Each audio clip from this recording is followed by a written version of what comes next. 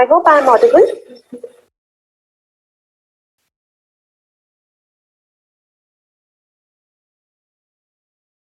Yes, sir. Yes, ma'am. Yes, ma'am. You are audible. Thank you so much, Gaurav sir. I hope I am audible. Dear participants, we are joined here today for a very special occasion and a very special program. Today we are on behalf of Galgotias University Innovation Council, are here gathered today to discuss on the topic entrepreneurship skill, attitude and behavior development. Dear students, it has been observed amongst the budding entrepreneurs that after some time that they lose hope and they try to move on to something else. Along with that, it has also been observed that people are having talent, they are interested, but somehow they are not motivated, they are unable to develop the attitudes and behavior needed for a person to be an entrepreneur. Today, we are joined here for a small workshop on entrepreneurship skill, attitude and behavior development. I welcome on behalf of the Galgotias University our guest here today, Dr. Himanshu Puri and Mr. Gautam Prakash. Students, I now welcome our first speaker of today, that's Dr. Himanshu Puri. Dr. Puri has a multifaceted career with an experience of over 12 years in EdTech, legal tech and education sector.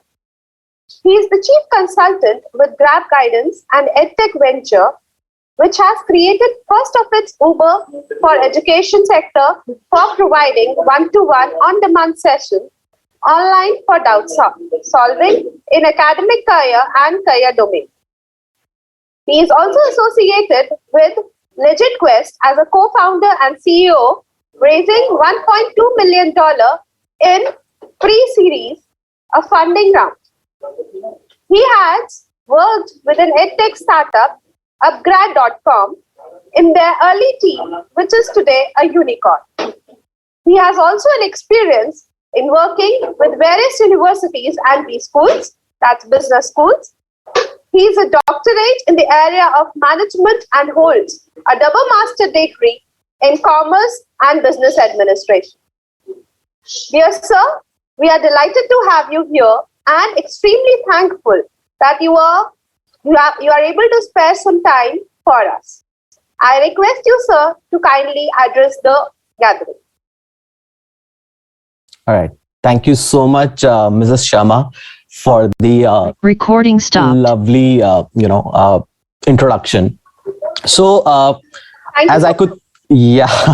So, Recording in progress. And would also, congratulate Galgotia University for holding such an important, sort of session for the, budding entrepreneurs, for the graduates, management graduates, and probably from so many varied disciplines today who are present, which is more than like 500 in number.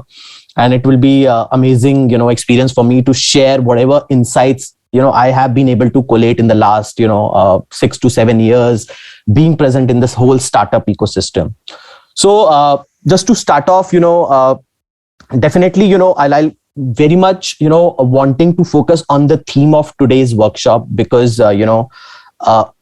when you say entrepreneurship, honestly, I mean, it's not the cakewalk. It's not the easy journey. And when it comes to entrepreneurship, definitely those, attitude that is required, that is, required to be an entrepreneur, the behavioral changes or the behavior that you need to carry to be an entrepreneur or a founder or a co-founder is absolutely important, is like, the main thing, because Mrs. Sharma started with, you could see a lot of failures in your life. You could see a lot of, ups and downs, and most importantly, a lot of downs in the whole journey. Only that your passion, your behavior, your attitude and your skill set would save you. would let you be be in the journey and be a successful man later on. So yes, definitely, I have collated couple of most important points that are probably needed for you to be focusing on being an entrepreneur, being a founder, and I'll take you through with them. And you would not be a prize, like whatever skill set, the attitude, factors, and all those behavioral things that I'll be talking about, they are not new to you. Very honestly, they will be like, okay, you have studied in your B schools, you have studied in your curriculum, in your a lot many subjects and all. But what important and the takeaway from this session would be not to focus on what, because what you already know. When I say you need to have a skill set you need to be having a skill set of having a efficient communication, I think you are all aware. You need to be a good communicator to be successful in life, whether you are in a corporate, and most importantly, whether you are a founder. So what probably you might already be knowing, my emphasis here on this session would be totally on why and how.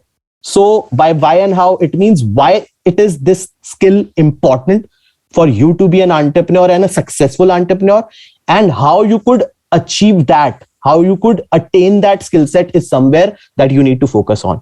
So yes, you might be knowing, most of you are already probably into your graduation, post graduation, or maybe passed out, or some faculty members. So you might be knowing everything what kind of a skill set we've been talking about, but my focus here would be on why and how of those skill sets, because that is where everybody falls short. We know it, but how to implement it, how to and why it is important. When we understand the why, that this is something important for me to be a founder, then only I would go into the how basically. So that's why my emphasis would be definitely on how and why.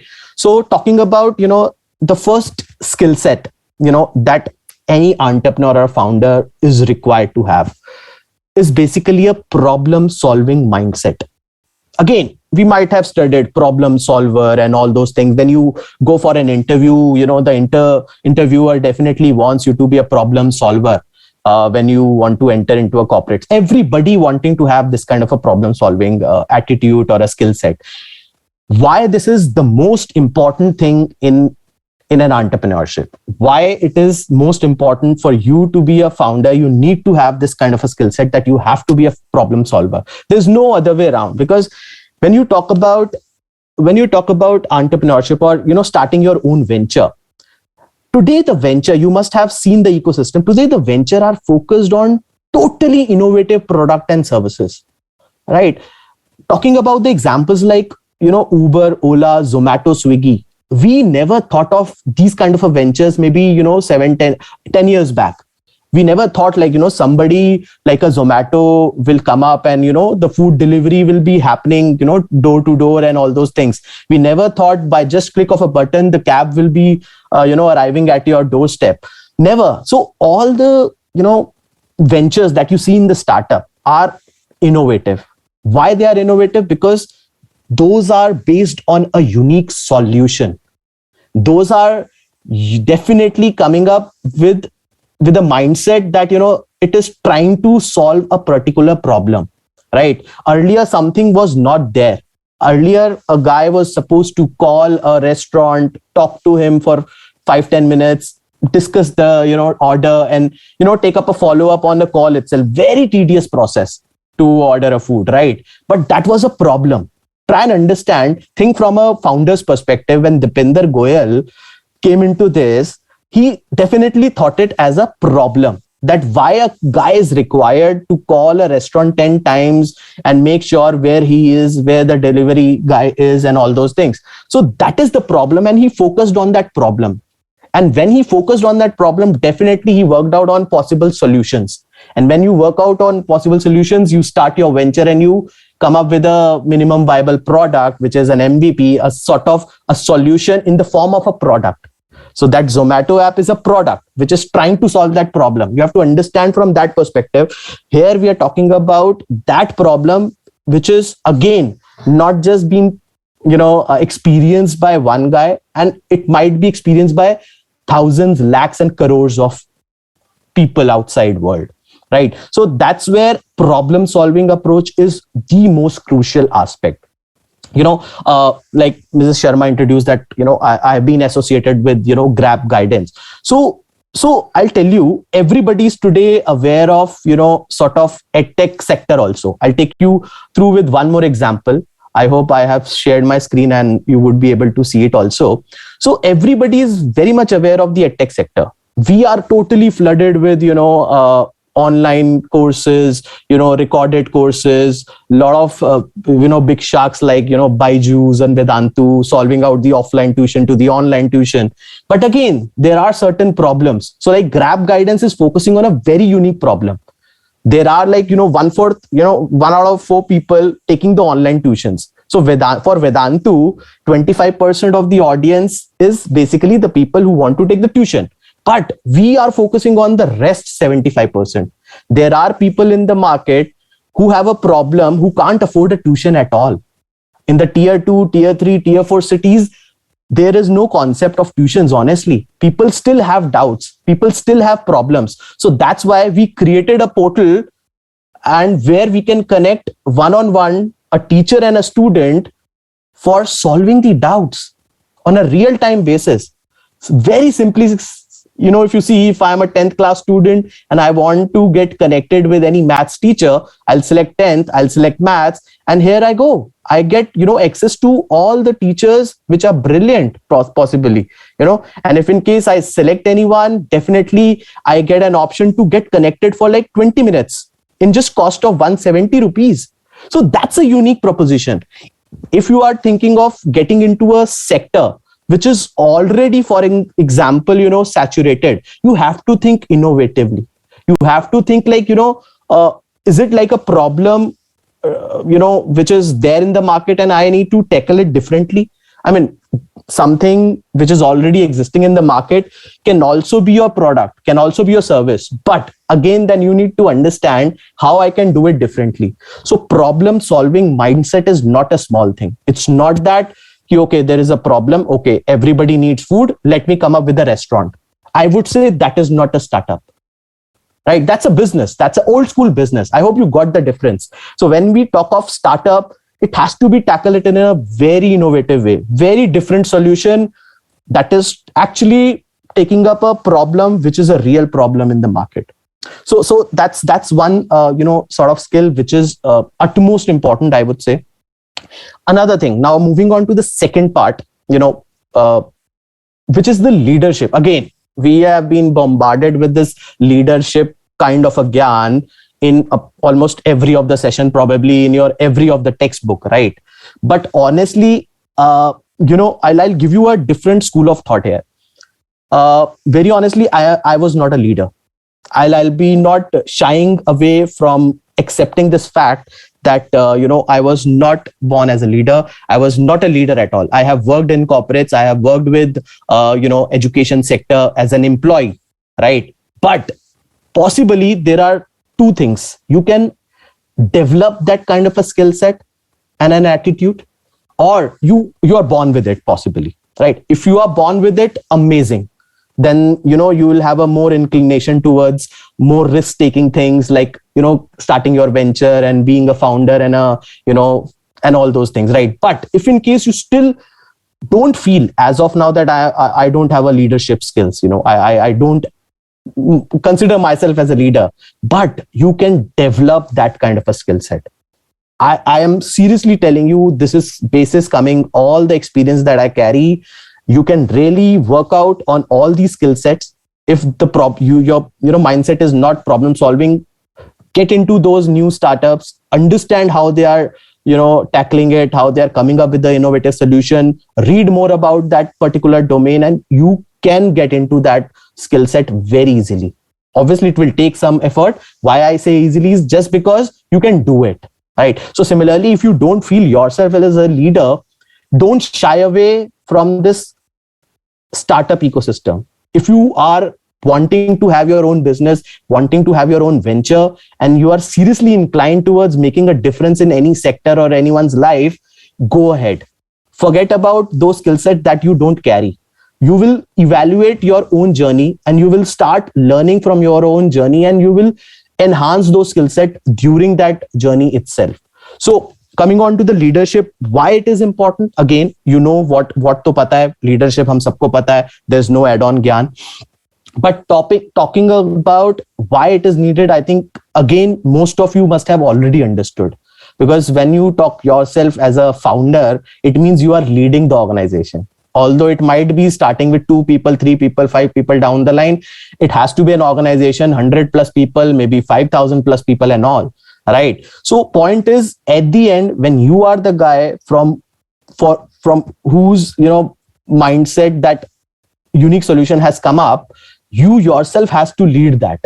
I mean, there can't be a replacement of you, honestly, in the very beginning. Right. So if you see, any investment also happens, that investment happens on the basis of the founder only, because you are the only one who came up with this, idea, and you are the only one who can really run it through also.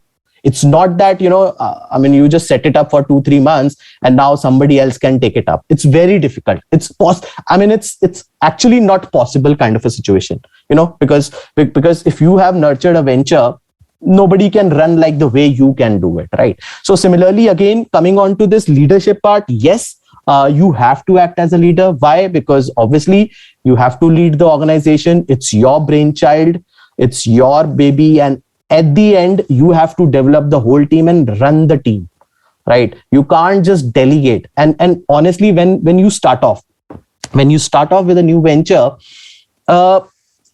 it might be 2-3 people, but the effort that it is needed at the very beginning, at the very early stage, is humongous. So there, even, you might not be, required to delegate more, but act as a leader more, right? So there, leadership is very important, I would say. Most importantly, down the line, when you scale it up to 100, it's not easy. It's not easy at all. Right now, I'm leading an organization which is now almost 100 plus, right, and funded by the external investor. So it's not easy. And today, after COVID, it is like work from home also.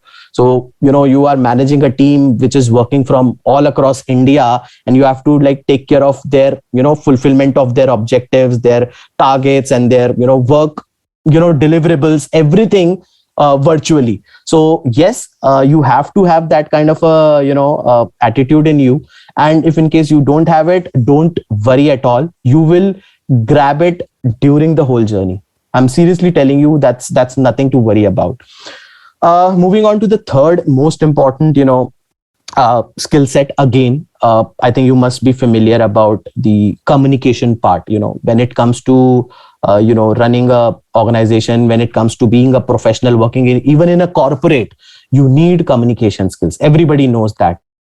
But how it is the most important thing required for you as a founder is, again, you need to understand, because when it comes to, again, you being a founder, in the very beginning, I'll take an example here from a startup ecosystem only. Suppose you have an idea, right? And when you have an idea, you have to develop a product around it. Being a founder, you might be expert in 1 or 2 area only, right? For instance, you are not a tech guy, you are a business guy, right? And definitely you need a technology team. Suppose you're working on a tech product, which is a website or an application, then you have to communicate that product idea to your product team or a technology team. Because at the end, you can't code, you can't create a website, you can't develop an app. You need an app developer, you need a website developer. It has to be a team effort again, but tech guys has to understand what your product idea is. And unless they understand, there will always be a mismatch. What you are thinking of developing as a product and what they are actually building it. So to solve that gap, the communication definitely plays a major role, because you as a founder needs to communicate very crystal clear your product idea and what you are actually looking for in your first product. I want only 1, 2, and 3 features to be there, or only 1 and 2 features to be there. right? You have to like have to be very vocal about your product, have to be very clear about your product, and that clarity has to be given to the product and the technology team. Until and unless that happens, think of a product which is coming totally what you have not thought of. I mean, you're wanting to have a product X, but product team and technology team is building a Y. So completely shattered your complete passion will be like, you'll be like sort of demotivated and all those things. So communication is very important in the very early stage. Down the line, suppose you hire a couple of marketing team also, and obviously you can't do everything. It's all about founder managing everything, right? So if you have a marketing team, again, you need to be very clear what your objective is to get into the market. Either it is a branding, you want to just start off with the branding, you have couple of money, you have some small investments, and you want to start creating a brand of your venture. And most importantly, it is majorly your revenue also at times, because you are bootstrapped. By bootstrap, for the benefit of audience, let me explain. It's the startup which is not funded, and it's being only run by the own money of the founders. Or maybe next stage is the friends and family investment before any formal investment comes. So when you are a bootstrap organization, honestly, at that point in time, your focus will also be like, to generate revenue early on, because you want to fund your expenses with your own revenues. And in that circumstances, you have to be very clear. Again, the communication has to be very clear to your marketing team, what exactly you want from those marketing campaigns. If I'm running a paid campaign, yes, I want to run a paid campaign with this of a CTA, call to action, that people should book a, sort of session with me, book a, slot with me, book a, service with me, whatever it is as per your venture. So you need to be, again, as a communicator, very clear in communicating. Communicating is obviously verbal. So definitely the verbal communication I have been talking about. But again, if you talk about other verticals of the communication, like writing skills, those are also very important. I'll tell you, you must have seen like a lot of, business plan competition happens, or, I'm pretty sure most of you must be knowing about the pitch deck. So pitch deck is like, a formal PPT, a document that you share it with the investor for raising funds. So all those things are to be written upon. Like pitch deck, you need to have a pitch deck being created with a lot of, things that you want to convey it through words to your investors, prospective investors, to raise fund.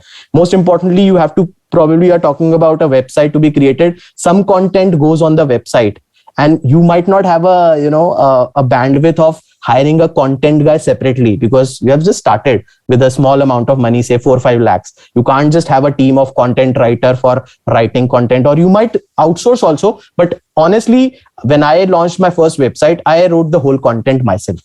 So if I wouldn't have that, basic writing skill, I would have failed in at least, putting my website, live on the platform, right? So think of those small things, while creating that pitch deck, you need to have a clear communication of your venture idea to the investor in a PPT, right? Business plan, I have been talking about those business plan competition, you heard it. So business plan is needed to be jotted down on the paper. Today it's like Microsoft Word. So it has to be like jotted down for the clarity of the first few members. Because when the business plan is there, as a founder, you communicate that business plan among your team only. So those writing skills are very much important at these places for a founder's, very initial start. And again, one more point, when it comes to communication, you always talk of listening skills also. Everybody have heard. And why it is needed, why, I'll tell you. When you start your venture, when you have a venture idea, it's very important for you to share that idea with maybe 100 of people. I'll suggest you to talk about that idea, if you carry that one, to 100 of your network people and listen to them. Because as a founder, we get biased. Honestly, we get biased, and we only look at our thought process.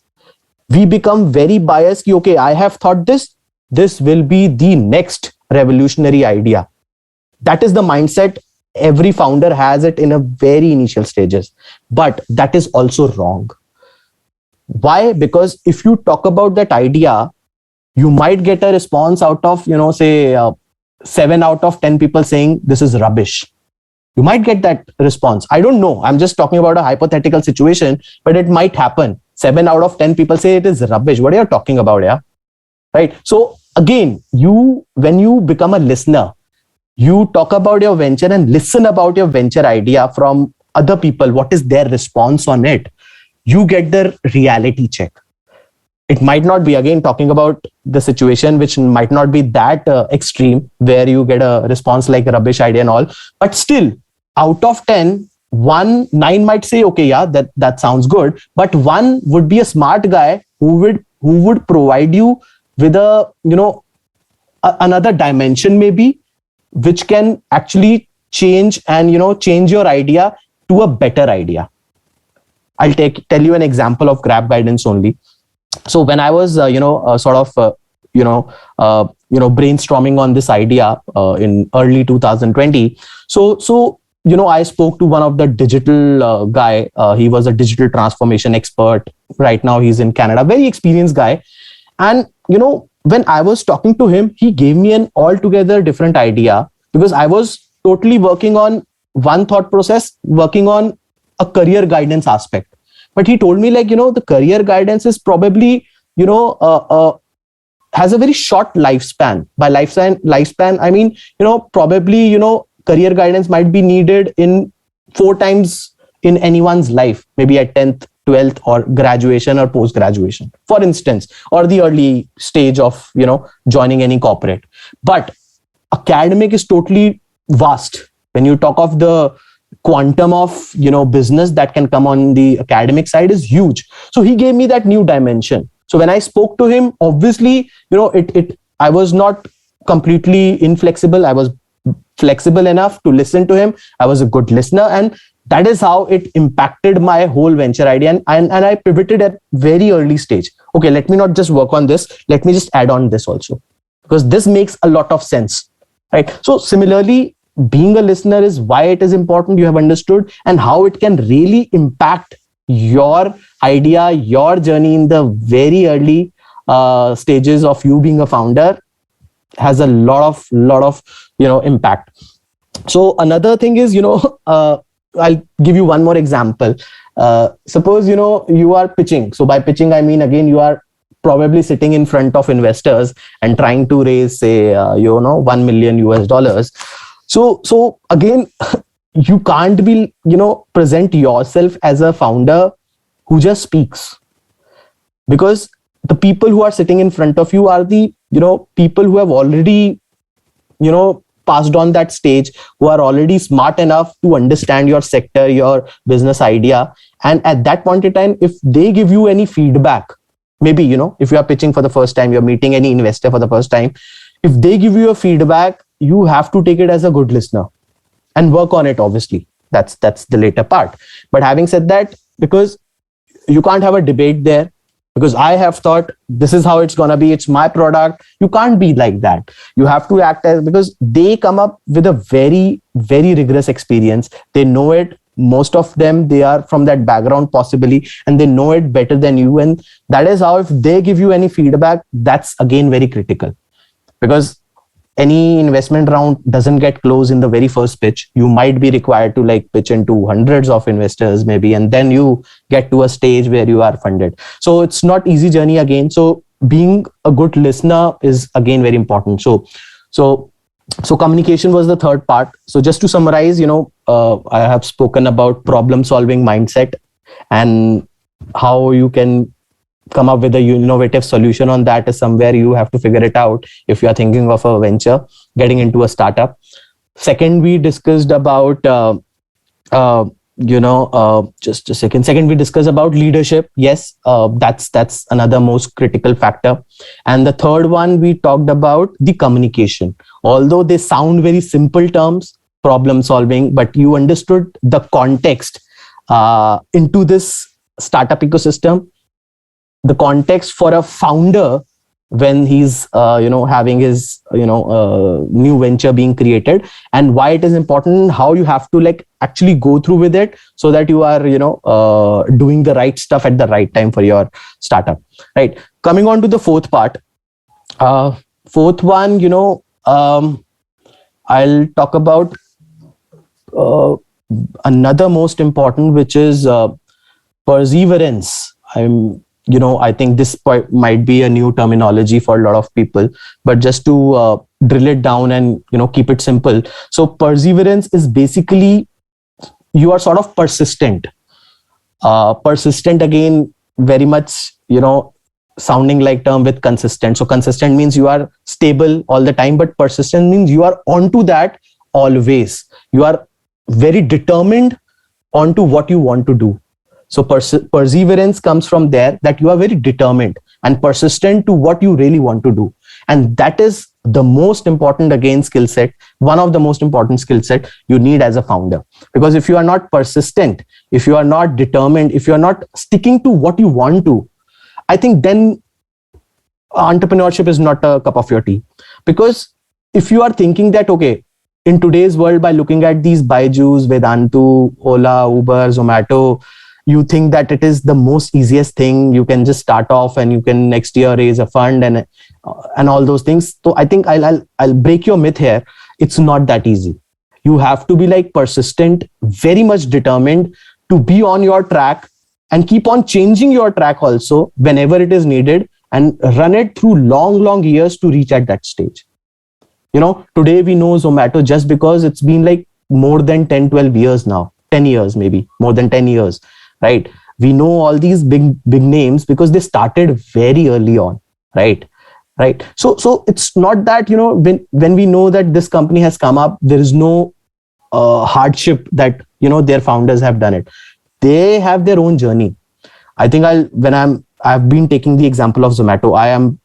I'm pretty sure that very few of you, or maybe none of you, would be knowing that Zomato was not Zomato. It was foodiebay.com. I think now most of you must be knowing it because it was, you could just read it on the Google also. So Zomato was earlier Foodiebay. They have their own hardships and journey. Dipinder Goyal, Pankaj Chadda, 4-5 years back, left the company also as a CEO, right? Only one founder is there right now, which is Dipinder Goyal, who's one of the richest angel now after they went for an IPO.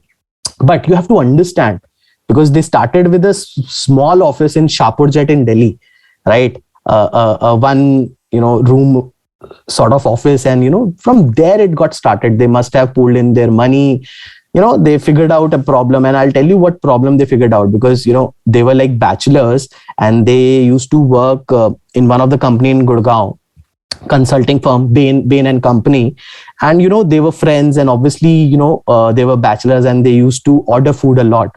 And then when it came to themselves as a problem, okay, they have been struggling, calling, ordering. So they found out as a solution to create a microsite which has all the brochures of the nearby restaurants. That is how they started.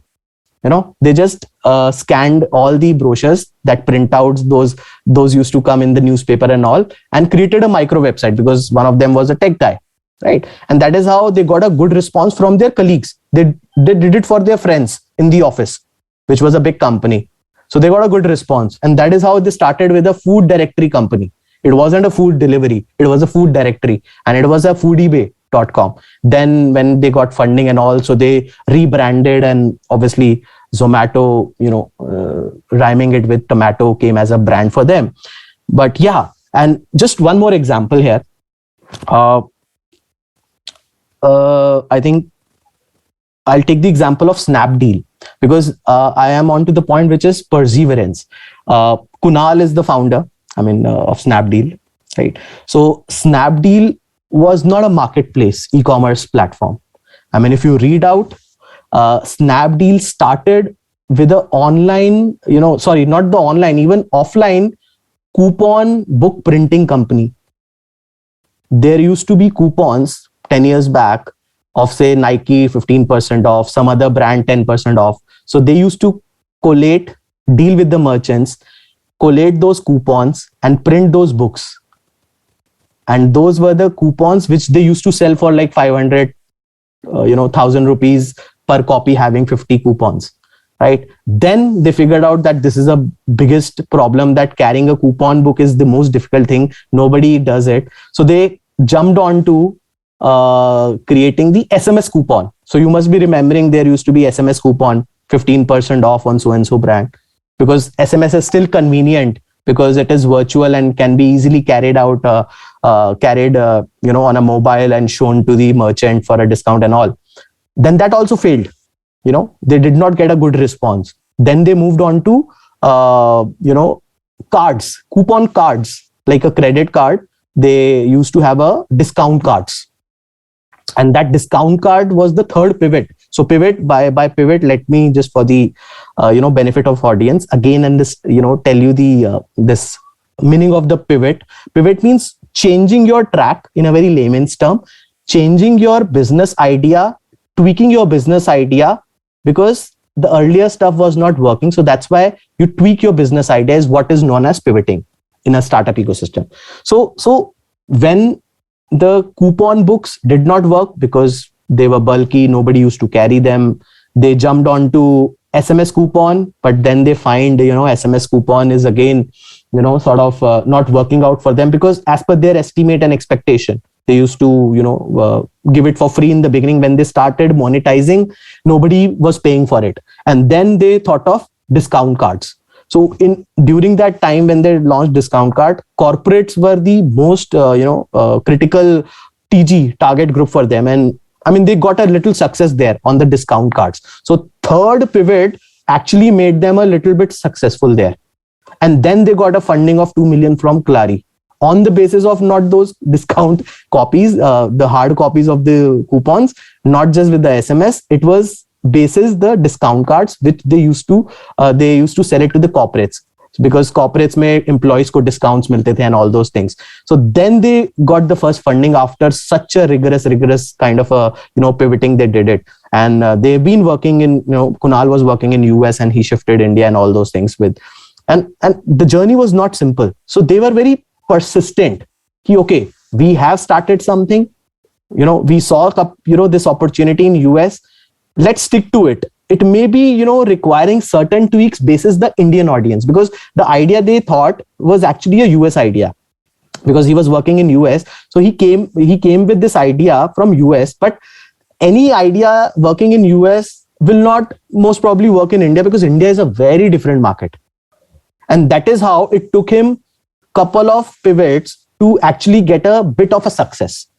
And if he wouldn't have been persistent, and he wouldn't have this skill of having a perseverance in his attitude, he wouldn't have created Snapdeal. Now, I mean, again, you will say, okay, I've been talking about discount cards, but again, they, after even successful, they were visionaries. Honestly, again, visionary is one another quality that is being needed. So when they were visionary, obviously they thought, okay, I mean, this is fine, this is working, but what next? I mean, we need to keep on jumping onto the larger space. So they then created Snapdeal as a brand, and Snapdeal still was not a marketplace. It was a online discount coupon website, like Groupon and all those things which still exist today. Snapdeal was also an online coupon company. So they used to have a website now, snapdeal.com, but they used to not sell the products. They used to sell the coupons, discount coupons. You subscribe and you get 100 coupons of various brands and all those things. But again, that was not sufficient enough. They got the business online and all those things, from offline to SMS to discount cards to online. And then once they went to China, Kunal and Rohit, they were the founders, and they saw Alibaba. And from there, they got, okay, I'm just giving a 15% discount on Nike. Why can't I have a Nike product on my website itself? Why am selling, Nike ka coupon? Why not just the Nike? So then from there, he saw the growth of Alibaba, and then he got into the marketplace, which is the biggest success ever, which we know, along with Flipkart, Amazon being another big players, and Snapdeal is the another one. So that is how, with their journey, I just wanted to tell you that if you are not persistent, you don't have that perseverance in your, attitude, I think don't go ahead with your, venture idea, because it will be a hard journey. Things I mean, it would be fabulous if it works out on the very first go. But I mean, I'll tell you very honestly, nothing is perfect in the first go. Even I would have thought of something to be perfect. It might not turn out to be that ways, right? Even we are changing a lot of things. Our marketing strategy gets changed every day. We have to test it out. We call it as A/B testing. ये भी आपने कई लोगों ने सुना होगा. So you test it out. एक message डाला मार्केटिंग का और दूसरा भी डाला, देखा कौन सा बेटर काम कर रहा है. That is what A/B testing is. और जो काम कर रहा है वो करो. If you are planning to work on 3 products, 3 features, 3 products within that, okay, एक काम नहीं करेगा, 2 करेगा, whatever it is. So you test it out, right? So, but it won't be 100% on the first go. You might be required to change things. You might be required to change track. And at the end, if it works out till the time you get a success, it's very, very hard journey till that point. Right. So that's why perseverance is something that you might not be aware of. But yeah, it is very much important. I think it must be clear by now. Moving on to another part. ये भी आप लोगों ने बहुत सुना होगा possibly. सब लोग कहते हैं, as a generic skill also, you should be, managing your time. You should be prioritizing your things, right? Now, again, it's a generic stuff, but how and why it is so important in entrepreneurship, I'll tell you right now. See, when it comes to a bootstrap, again, coming on to a startup, maybe you take your money from father, friends, family, or you have your couple of savings. You start with a small amount and you always have to be like cost optimized. I mean, you can't just have a big expenses being done on the very first day and even for first 1 year, maybe for that matter, right? So during that time, obviously you are very cost conscious. Means yaar, jo bhi kharchna hai, kadam fook ke kharchna hai, right? Because that's what it is needed. And there comes the importance of prioritizing, right? So I'm focusing on prioritizing first. Suppose you have a venture idea. We also had a, idea that, we want to get into the K-12. But getting into the K-12 is a huge market. So we restricted ourselves. Okay, let's take small steps. Let's prioritize. Let's just start with 8th to 12th. Or maybe, if we are targeting the postgraduate market, which is MBA and, PGDM market, we'll be just focusing on the management and commerce courses, not, maybe for instance, medical and engineering for that matter. So you have to like prioritize what to do. And if in case you have a product idea in mind, you might be thinking, okay, ye product mein maine ye 5 cheezein dalunga. I mean, if these 5 things are there, I think, I'll break the market. I'll just, take my, venture to a next level. But you might not have those, bandwidth. You might not have that bandwidth to spend on creating those 5 features. Or I was not having that bandwidth to even possibly spend for such a huge market. Because when it comes to K-12, it's a huge market. You need 3-4 times the marketing spends that you possibly can reduce it down by just focusing on a niche. So obviously you would see a lot of startups have started coming in the niche category, just to take an example, today we have like White Hat Junior or, kind of a venture who's now focusing on, teaching you, giving you music classes.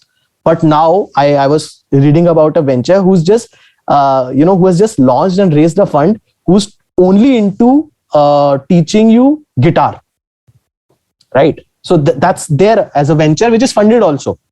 But other startups who are big, they are focusing on a lot of, yoga classes, maybe, guitar classes, maybe piano classes and all those things. But think of a venture that has also started in a very niche category, only guitar classes. And that's there. I'm giving you a factual information. So, and that's a funded startup, right?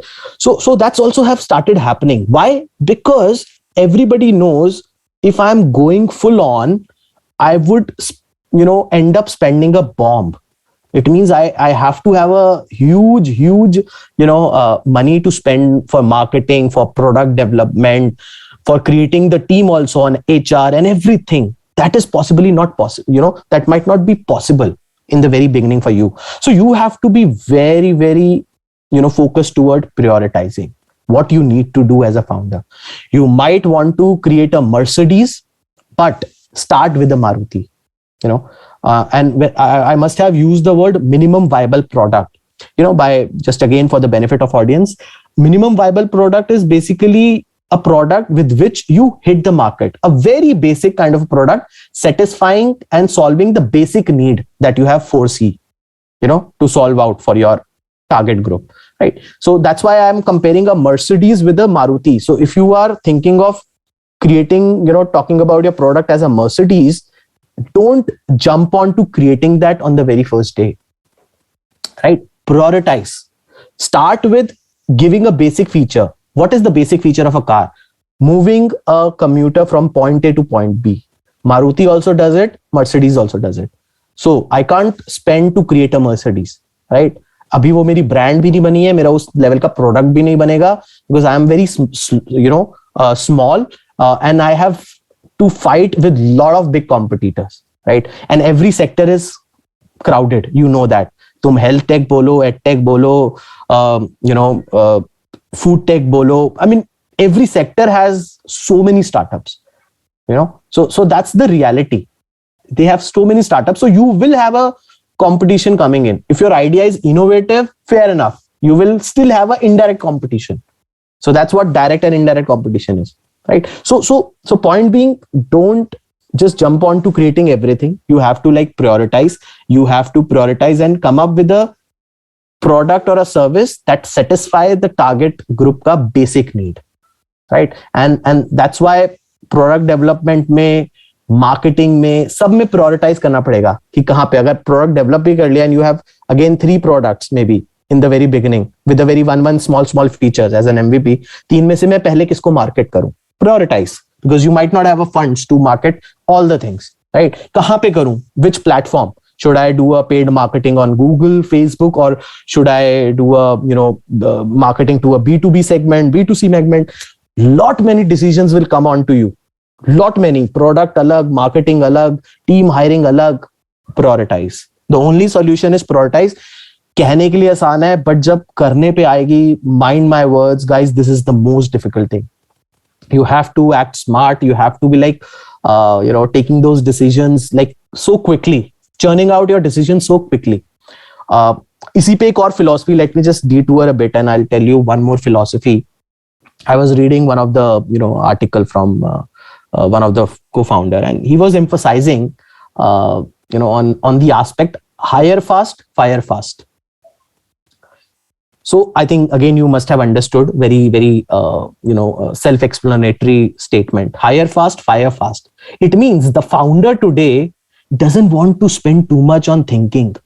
They want to take a quick decision. They want to prioritize other things, because product development or, possibly marketing is the most critical part. They don't want to spend much on hiring. Okay, CV is there. This guy sounds fine. Hire him. If he finds to be good in just one interview, hire him. But yes, if he's not productive in the one next month, fire him. Simple. So founder doesn't spend time. If you are planning to even do a job in a startup, be very clear. You have to be productive on the very first day. You can't get the training for 3 months, like what happens in Wipro, TCS, and all those, companies which are very stable. When you talk of startup, you have to deliver from the very first day. Whether you're working there or you yourself a team member or founding team member or an early team member of that startup, very important. Right. So that's another part which I wanted to detour and talk about. But yeah, coming on to the skills that we've been focusing on. So yes, priority and time management. Yes, obviously, you as a founder in the very beginning, obviously, you have to look into everything. Everything means तुम्हें product पे भी focus करना है कि tech team product बना रही है, ठीक से बना रही है, नहीं बना रही है. Marketing team ठीक से marketing कर रही है, नहीं कर रही है. Operations team, okay, service delivery हो रही है, नहीं हो रही है. So again, time management is very simple. Again, you have to focus on each and every aspect of your business. You can't just leave one aspect. Honestly, customer, side pe hai, to that becomes most critical because somebody is talking to your customer. You need to be on the complete top of the chart as to what is happening there. right? Product develop हो रहा है नहीं हो रहा है, if there is a delay, it completely hampers your planning, budgeting, everything. Cost side पे, if you have a, going forward, you have a CA maybe, who's advising you on the finance side, you have to be very, give time there also कि मेरी कितनी cost जा रही है नहीं जा रही है, because if you have planned like 1 lakh rupees as a cost and if it goes to like 120, you are shattered. Think that ways, you are not funded, right? So every place, product में ये बनना था, 1 महीने का delay है, shattered. ये higher करना था, बंदा नहीं मिल पा रहा, मार्केट में नहीं जा पा रहे, खत्म. So every small aspect you have to take care of in the very beginning. You will not have the advantage of such experienced guys because you can't afford them possibly. So I'm actually talking about from a very, very nascent stage, early stage startup. So if you have certain funds, maybe from friends and family, you can still afford a sort of guy who can be your co-founder or can be an early team member, taking care of a lot of important stuff, right? So that's a different scenario, right? So time management, definitely, yes, most important part. Another 2-3 things I want to focus on is one, again, networking. The most important, again, from startup perspective, networking. I mean, you might not have given much emphasis on this aspect because, or you couldn't even give in the last 2 years because you are like, not going to your campuses or not going to your, offices, and you're not, socializing with the other people. But honestly, networking is the core for a founder. By core, I mean to say, because, when somebody starts, so I gave you example, when I was into the brainstorming stage, I needed some people to talk to them for sharing my idea, right? And with whom am I gonna do that? Obviously, I'm gonna do that with my network people, and my network people who are possibly smart enough, who are from that domain, or who can, so I spoke to like 10 other co-founders. I spoke to like, couple of my investor friends, who are into that, investing, ecosystem. And, I spoke to a couple of people and got into talking to real TG that we were catering to, right? So you have to have that network who can actually help you, give you the valuable feedback. So networking helps there when you are sort of brainstorming on your idea. They will give you the feedback. And then, we actually did a product survey. So when I was doing a product survey, you could understand I need people to give me the feedback on the product, on the early time, right? Again, network comes into the picture. Another most important thing, suppose, you are a founder and you feel that, I am possibly not good in particular area. I might be needing a co-founder, right? And getting a co-founder is not a usual hiring. I hope everybody understands that. It's not that a kind of a thing which you put it on a naukri.com or indeed.com and you can hire a co-founder, right? Getting a co-founder is a very, very different game altogether.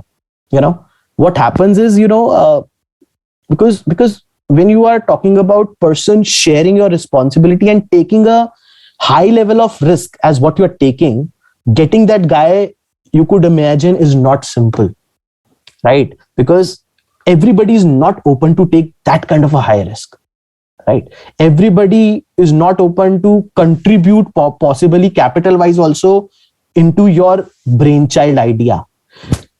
Maybe, if you're talking about a co-founder, you would want an experienced guy like yours. Suppose I today want someone, I would not want a 1 or 2 year experienced guy. Obviously, I would want an experienced guy. And to get that experienced guy, I mean, obviously his salary package, he might be working in a corporate or some another venture. His monetary expectation, you would not be able to match. And you could only get, so you would have a first thought of having a co-founder as your friend, right? Because he or she is at a same stage, right? But again, you have to like, share that vision that you carry for that venture idea and convince him. And he should be like on the same page as what you are. And that's very difficult and very rare, but it happens. People do that. You must have seen a lot of, co-founders are friends, right? Because they are at the same stage and during their campuses, conversations, they talk about this and doing some changes in the sector and all those things, and that happens, right? So but yes, having an experienced guy might be very difficult, right? And there again, a lot of tools comes into picture, but yeah, we will not talk about that, ESOPs and equity sharing and all those things, but yeah, so we'll stick to the agenda. But yeah, again, coming on to the core part, yes, very much important. Networking will really help you get a co-founder also. I hope you understood that point, right? Networking will help you get the first customer also. We got our first customer from a known guy only. So as simple as that. So when you have a new company with a new product, it is very difficult to create a brand. Obviously, you can't create a brand in just first couple of years. It takes a lot of time, right? So to whom to sell? You will start. Obviously, you'll start selling to your nearby people, the network people that you call it as, right? Even if you get hired in an insurance sector, the insurance guys will tell you to sell it to your relatives first, the insurance product. So similarly happens here. They leverage on, everybody leverages on the network. For your own startup, you have to do that. You'll approach the guys in your network who are your possible sort of, customers to whom you can really sell. So we got our first customer, with, who we were already knowing, right? And because they will be the one who will show the trust in the beginning. Otherwise, it's very difficult to build that trust also. Brand is all about trust, right? I today blindly buy HUL product or some branded product just because I have a trust on that brand. Okay, the quality gonna be good. But again, that's not gonna happen for a startup. It takes a lot of time, like any other corporate, it takes a lot of time to create a brand. So only thing that will help you to sell in the beginning, to get your first customer, is the trust factor. And that trust guy, the guy who gonna do the trust on you will always be in your network. Possibly a closed network or first degree network, second degree network. That also happens, because if I find a guy who's in a need of a thing which I sell, and he's a second degree guy, and he's still getting to know me from that mediator, still it works out. So you have to leverage all your network, all your people whom and even ask them to spread across in their network, right? That works because that's going to really help you get so many things, like your first customer, co-founders, your early hires, everything. And doing product survey, product brainstorming, venture brainstorming, everything. So network is the, again, core for a founder, like I started with. That will be really, really impactful. Another thing that I want to talk about, two more small things. One is the negotiation part. Again, I in one of the point I was telling you that, being a bootstrapped organization, you have to be like very, cost conscious, right? So obviously you have to save every penny that you really can, So because it's your hard-earned money, or your friends and families, or your father's money, possibly, when you are starting off.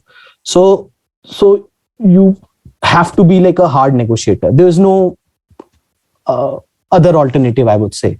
If you are still don't have those kind of हमने HR में पढ़ा है negotiator skill, फलाना skill, but जब बैठोगे, when you have like say this much of amount in your pocket, and you really need something in front of you, and you don't have that amount, you will yourself negotiate badly, because if you are so passionate about your venture, you gonna negotiate.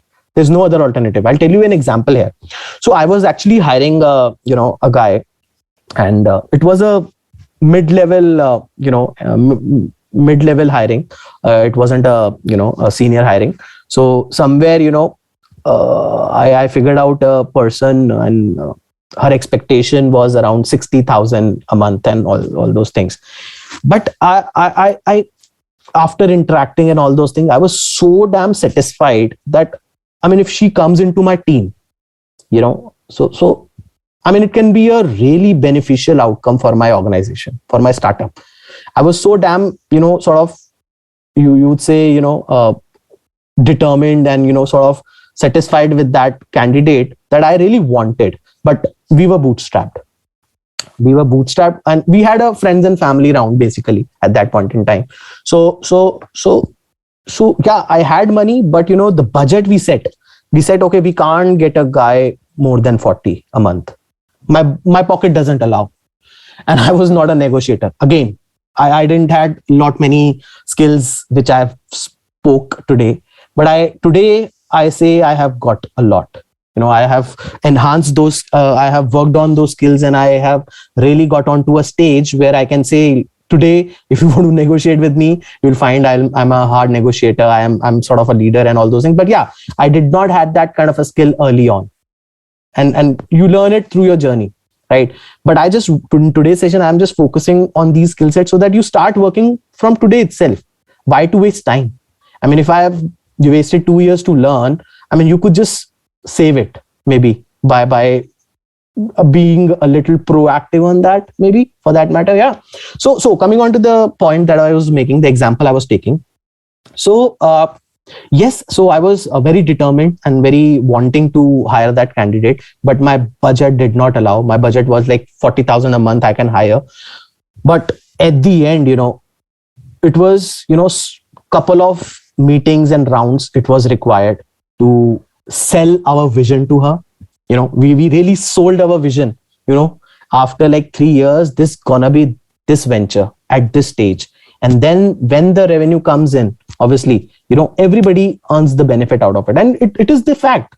Obviously, if you are, getting a guy at a lesser salary, you are obliged to actually, fill that gap later on, right? And you do that by, working together and taking your venture to the next level. Anyhow, so yes, we had a couple of rounds of discussion, and, I got her into my team, and, and she today is still there in my team, and she proved to be a amazing, candidate and amazing employee for our organization. And that decision just came in through, and that really happened because I negotiated hard at that point in time. And I'm convinced her, okay, if you're losing something right now, this gonna come with a huge return when we are raising a Series A round, right? You'll get a straight away double your salary, for instance. And we did that, honestly. Well, when we got an early hire at a very lesser, salary, and when we raised a round, we straight away doubled and tripled everyone's salary because they worked it hard along with us. Being a founder doesn't mean that you get all the benefits, right? You have to distribute your benefit among your team members who have worked along with you, right? And that is how, in the beginning, being a hard negotiator has to be there as a skill. You have to do it, whether you yourself believe that you're a negotiator or not, but you have to act like that. You have to crack a deal, right? Even if you're going and selling it out, you have to give it your 100%, sell it at the price that makes sense for you, and all those things. So that's how I say, at these couple of stages, selling to your TG, hiring, these negotiation plays a lot of important role. And again, obviously negotiation happens with your vendors also. So yes, you want to save your cost. All the vendors, I mean, somebody's probably doing marketing for you, or taking care of your website or product or technology. If they are the vendors, you have to get them at the lowest cost possible. You have to get them. There's no other way around. So that's why, that's again one of the most important. And last but not the least, again, you being flexible is something which would be required, because whatever examples I took in the last one hour or so, I mean, it must be reflecting on changing every day. You might be required to change things every day also. I talked about pivoting. I mean, you might have to change the whole track of the business. I talked about the marketing strategies. You might have to change your marketing strategy every day. If this one product campaign is not working on Facebook, okay, shut it down, run it on Google. Not working, learn it on LinkedIn. Not working, do a outbound sales calls, maybe, whatever it is, right? So point is, if you're not flexible, and if you're focused towards doing it and getting it success by anyhow on a particular thing, that might waste a lot of energy, money, efforts, right? If I'm like mad about, running this strategy, marketing strategy for this product for 2 months, that is not sensible. And if it is not working after say 5 days, if I'm monitoring that campaign, that marketing strategy for my particular product, if it is not working out well, I mean, let me just give it up. Let me just try it out something else, because trial and errors in, changing your strategy's path now and then makes a lot of sense for any founder. You can't just stick to one strategy and just try to prove it that it was right. If you are of that minded, you will waste a lot of money. And at the end, what happens is obviously you get demotivated, you get demoralized, and you just start, shutting it down things, and, you become a, sort of an example of a startup failure, right? Because at the end, what happens is, again, 95% of the startups gets failed, all because of these reasons. Money is a very short reason. I'm telling you, money is a very small reason for a startup failure. You can make it your way through the revenue very easily. Funding is not somewhere any founder should look at. The first funding should come from your customer. By customer, I mean the first money should come from the revenue you make. Today, I'll again give you just a detour here to emphasize on this point. We have startups like Byju's who have raised billions of dollars. We do have a startup like Great Learning, which got obviously acquired now. But Great Learning is also into the edtech, and it was bootstrapped and heavily profit-making organization till date, till it got acquired. It never raised the fund, right? And there are many such startups who never raise the funds, and they focus on being the profitable organization and organically grow. Funding is basically an inorganic growth, right? So point being here is like, obviously examples are there, but okay. So yes, you should not be, focusing on, this funding aspect more. Just focus on the other aspects. Be flexible in the sense, okay, fine. So I have to pivot. I have to change my strategies now and then and go by that logic, right? So yeah, so I think today I have covered a lot of skill sets, attitude that are required. I can probably, if the, things allow, I can be open for any questions. I'll just summarize before the questions that, we talked about leadership, we talked about communication, we talked about, perseverance, we talked about problem solving mindset, being flexible, being a hard negotiator, managing time and prioritizing. So I think these were the terms sounding pretty easy, but yeah, how you gonna have it for your startup journey as a founder, and why it is needed is somewhere I wanted to focus on, and I think I did that. But any queries from anyone's side, I would be happy to possibly take it up. Okay. Thank you so much, sir. Yeah, It was a very encouraging session that we had with you, and I hope that our young entrepreneurs who have joined us here today are enthusiastically part of it, will get excited, and at least they'll put in some effort from their side. Sir, we have got certain questions for you. If permitted, can I ask? Yeah, absolutely. Okay. Sir, we have a student named as Harshal Agrawal. He is, I guess, he's into aviation industry. He's asking that how can I become an entrepreneur in aviation industry, as I want to build my own airline brand. Oh my God, that's great. So you, like I said, I could see the, a visionary attitude coming from this guy. So I'm pretty impressed. See, definitely, you can, you work on to the sector which is close to your heart or where your capability lies. So I work for a sector because I'm probably knowing about that sector pretty well. right? So if you have the mindset and you have that, knowledge about the aviation sector, that's great. That's the first thing that you need to take always into the consideration. So if I'm the expert of edtech sector, yes, education sector is somewhere close to my heart. I know that sector. I can really get into the deeper. Now, coming on to your question, aviation you have selected.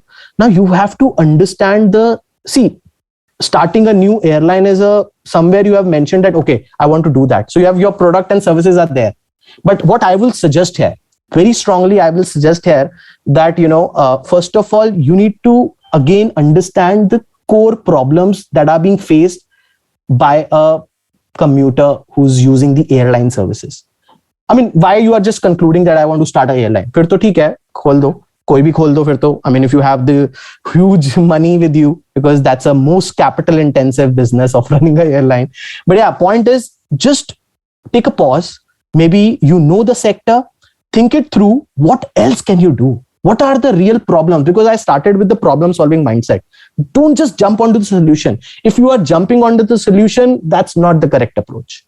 Understand what a commuter of airline services faces with a lot of problems. There can be a lot of things, luggage problems you might be solving on the airport. Think that way. I'm right now just talking aloud, but think that way. Some other problem that a commuter of airline services faces, you have to dig deeper because you have the knowledge of that sector, and then come up to a possible solution, right? So I'll just again show you one more aspect. I'll just show you again. When I run, we have also live courses. So when I run this course, so the first thing that I always focus on is origination of startup idea. So if you see, first session is definitely talking about introduction, but every entrepreneurship starts with an idea. There are two possible things. One, the idea might be coming on from a personal pain point. Another, the idea might be coming on from a rigorous, demand supply gap or a rigorous market evaluation. I'll give you an example here. So I took an example of, say, Dipinder Goyal, Pankaj Chadha, Bain Company, right? It was their personal pain point. Bhavish Agarwal, Ola, he wanted to book a weekend trip. So he launched Ola Trip. It wasn't a Ola cab. It was Ola Trips. And when he saw that the market is small for Ola Trips, because trip happens once in a month maximum, or maybe twice a year, honestly. So he pivoted to a urban commuter company through Ola cabs, right? So it comes from your personal pain points, or it might be coming from your evaluation and rigorous analysis of the sector. So another example, Free Charge. I think I forgot the name of the founder, Vipin Preet. Yeah, I think it is Vipin Preet. So he didn't want to do any corporate job. He was IIT pass out and all those things. But again, he was not facing any problem per se, but he was totally focused toward analyzing a particular sector. And he read, okay, so how does a guy during those days used to recharge a mobile phone? Then he saw the solution. A guy goes to a customer goes to a market, he buys a small coupon, 16 digit, he scratches through, calls up, puts in 16 number, and that's it. And then he launched the Free Charge because that was the problem, and he made it very convenient solution for that. Why anyone is required to just get a card offline through a market? So think that ways. There are a lot of opportunities in each and every sector. By these examples, I just wanted to tell you again, re-emphasize on my point. Just focus on what problems your prospective target group faces. Analyze those problems, and how you can really solve it out is the solution. I can't give you an answer right now. A kar lo, B kar lo. That's not a right approach. You have to get into the sector rigorously. I hope I answered it. Yeah. Thank you so much, sir. Yeah. I hope Harshal, your query has been answered. Good. So we have another question from Mr. Amit Srivastava. He is asking that how is an educational startup is different from others, like how is your educational startup basically different from others like Urban Pro, Cambly or New Academy, And how is entering the marketplace as a luxury brand possible in today's cost competition market? Correct. Okay, so that's targeted to the venture only. So the problem, okay, again coming on to the basics of entrepreneurship. So guys, I've been always be talking about the problem. So right now the problem is basically, the market is flooded with courses, the recorded courses. You have Upgrad, you have Simply Learn, you have Udemy, Udacity. Everybody is focusing on recorded courses, or maybe a subscription kind of a model wherein you pay to Byju's, Vedantu's, and an academy for a particular month and all those things, right? But now, like I think I started with, we are a on-demand educational services, like a Uber, right? Suppose you are an MBA guy, right? You are an MBA guy and you have a Deloitte interview day after tomorrow, right? And you come up here and put in MBA and you have a Deloitte interview. So you select interview preparation and press on search. So you get 50 plus guys who can really help you on an on-demand basis for preparing you for a Deloitte interview, right? So we have all these guys, right? So suppose Amit, okay, he's a 25-year experienced guy in the area of marketing. Suppose it's a marketing interview, for example. Although I took a Deloitte's example, maybe it's a HUL interview, right? And if you get connected at 491 for 20 minutes, also say Saturday he's available, you just pick and choose and book a slot with him, right? And why it is different? Because it is solving three of your problems. One, it is helping you find the right guy for you. It is helping you actually book a slot with this guy very conveniently on a click of a button. And third, the online session also happens here only on our inbuilt platform, like this. We have a lot of videos where the sessions happen like this, right? So we are solving all the three problems. So I'm Kishore sharing the screen. So this is one-on-one session that happens, honestly, right? So we are solving all the three. It's like we have created a Zoom also, a Meet also within this where the live classes are happening. So you need not to rely. So Urban Pro is like, it is solving two of the problem. Somebody took a name of Urban Pro also. So Urban Pro is doesn't have a proprietary learning classroom system. We have it like a Byju's and Vedantu. Plus that's a convenient way of booking a very 20-minute session. Suppose a maths class, a guy, like I was taking an example, 75% of the people doesn't take tuition. That doesn't mean they don't have a problem. They have a math exam day after tomorrow and he want to have a connection with a math teacher like me, for example, for 2 queries only. He can do that on GrabGuidance. So that's the problem, unique problem that we are solving. I hope I answered it. Yeah. Yes, sir. Thank you so much, sir. Sir, there are actually plenty more questions that have entered the chat box. And we have shared your LinkedIn information because that was demanded by the attendees again and again. Okay. And I just hope that when they will be able to connect with you, I hope they will be able to get the answers to their questions. Yeah. Obviously, I'm there on the GrabGuidance portal also. So anyone wanting to speak to me, I'm always available there for sure on a one-to-one interactive basis. LinkedIn is just that would be really awesome, sir. Yeah. And frankly speaking, if the COVID situation would not have been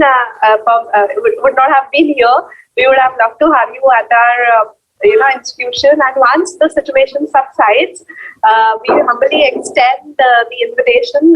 We are taking this opportunity to actually extend an invitation for your in-person conversation with our attendees at the university in the premises itself. Sure. Anytime. Thank you so much. Thank you so much, sir. I request Dr. Gaurav to please facilitate Such a valuable session. Okay. So our gratitude from the Galgotias University as a token of love, a memento of honor. Thank you so much. Thank you, sir. Thank you so much, sir, for accepting our invitation also and to spare your precious time to motivate our young minds, student and faculty member. Thank you so much, sir, once again. My pleasure, sir. My pleasure.